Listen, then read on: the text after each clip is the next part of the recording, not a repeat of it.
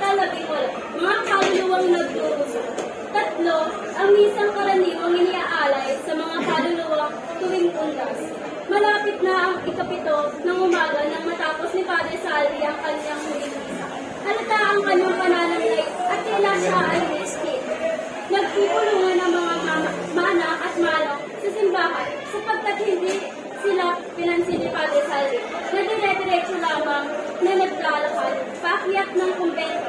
Ngayong naghihintay ang mga ito para humalik ng kamay, isa pa nilang sadya ay ang magsabi kay Padre Salvi na magsermon ito sa araw ng kapistahan.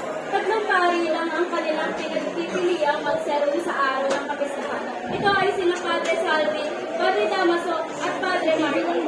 Ang Quator, ang katulong ng pari ng pura paroko, ang mga manang at manong na nagtitipon-tipon sa paghihintay na pakiharapan sila ni Padre Salvi ay nag-uusap-usap tungkol sa indulgensya planera.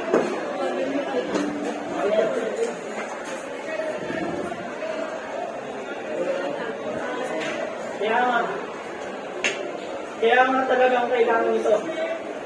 Nagpamarami ito dahil sa indulgensya lamang ang makakamit 1,000 taon